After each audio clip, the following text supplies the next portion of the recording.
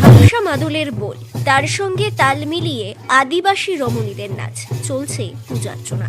গ্রামীণ সংস্কৃতি থেকে বহু দূরে থেকেও আজও এভাবেই নিজেদের ঐতিহ্য আর পরম্পরা বাঁচিয়ে রেখেছেন বাঁকুড়া শহর সংলগ্ন চম্পাকিয়ারির আদিবাসী সম্প্রদায়ের মানুষ।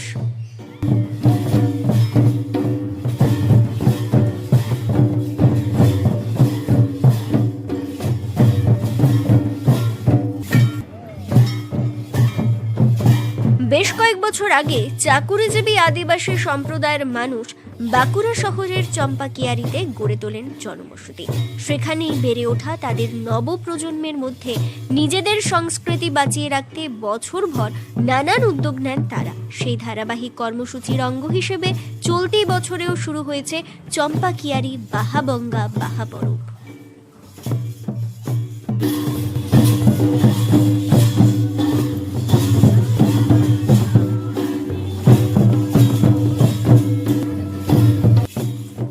প্রথামাফিক দোল পূর্ণিমার পর থেকে শহুরের সাঁওতাল পল্লী চম্পাকিয়ারিতে 3 দিনের বাহাবঙ্গা বাহা পরব শুরু হয়েছে।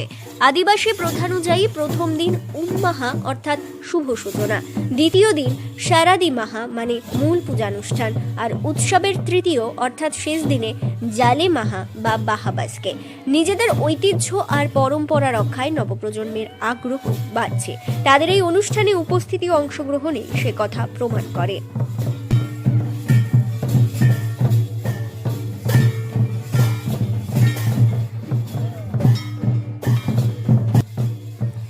কলেজ ছাত্রী শিলি মুর্মু বলেন, গ্রাম হোক বা শহর, দেশ হোক কিংবা বিদেশ, নিজেদের সংস্কৃতি চর্চা ও রক্ষায় আমরা বদ্ধপরিকর।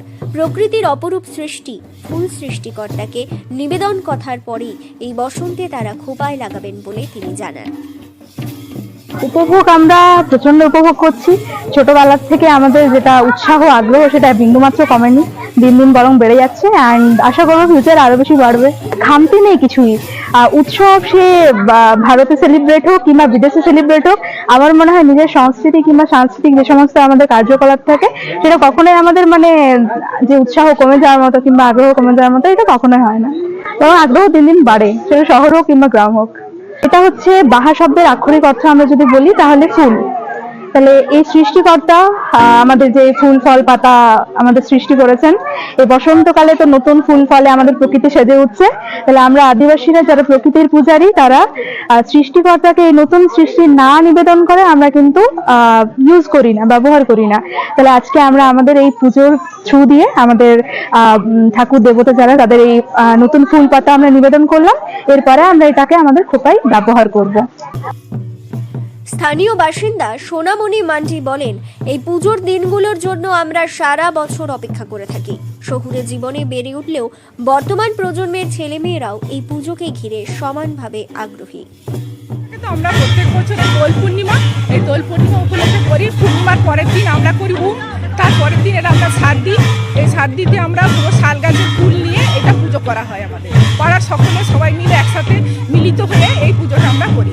অবশ্যই এখন নতুন প্রজন্মের যারা সকলে উৎসাহিত হয়ে আমাদের যে পুজোহিত তাকে পুজো করার জন্য আনা হয়, সে বাড়ি থেকে আমরা আমাদের ঘোড়া হাতি যে পুতুল যে সমস্ত সেগুলো নিয়ে আসি। তারপর আমাদের মাঝি খান ঠাকুর খান যেটা, সেখানে এনে সেগুলোকে স্থাপন করা হয়। স্থাপন করে আমরা সেগুলোকে পুজো দিই। এটা এনজয় করছি কারণ বছরে এগুলো একবারই হয়।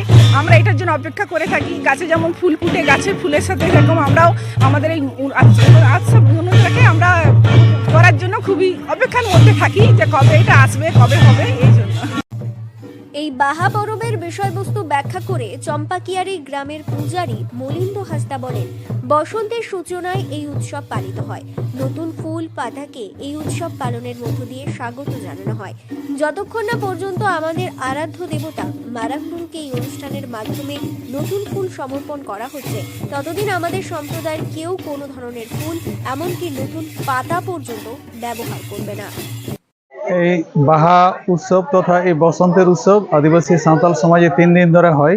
প্রথম দিন হচ্ছে উম্মাহা অর্থাৎ শুদ্ধিকরণ দিবস, দ্বিতীয় দিন শারদী মাহা অর্থাৎ পুজো পার্বণের দিন, তারপরের দিন হচ্ছে তৃতীয় দিন অর্থাৎ সেদিন হচ্ছে তার সমাপ্তি বা বিসর্জনের দিন। এই বাহা উৎসব হচ্ছে আদিবাসী সাঁওতাল সমাজের নতুন একটা স্পর্শকাতর এবং হচ্ছে এটা খুব অন্য আঙ্গিকে এই পুজোটা হয়।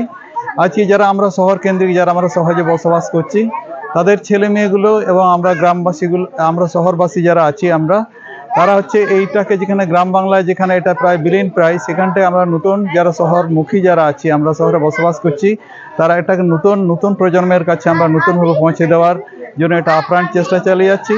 এবং এখানে যে সমস্ত নতুন প্রজন্মের ছিল, সেটা ডাক্তার, ইঞ্জিনিয়ার থেকে বিজ্ঞানী পর্যন্ত এখানে সামিল হচ্ছে, স্কুল কলেজের ছেলে মেয়েগুলো সামিল হচ্ছে এবং আস্তে আস্তে তাদের মধ্যে তারা নিজের মতন করে নিচ্ছে এবং এটার মধ্যে দিয়ে একটা জীবন পাওয়া যায়, এর মধ্যে দিয়ে যে একটা সংস্কৃতিকে ধরে রাখা যায়, তার আপ্রাণ চেষ্টা চালিয়ে যাচ্ছে। এটা একটা ভালো দিক এবং এটা হচ্ছে শুভ দিক একটা।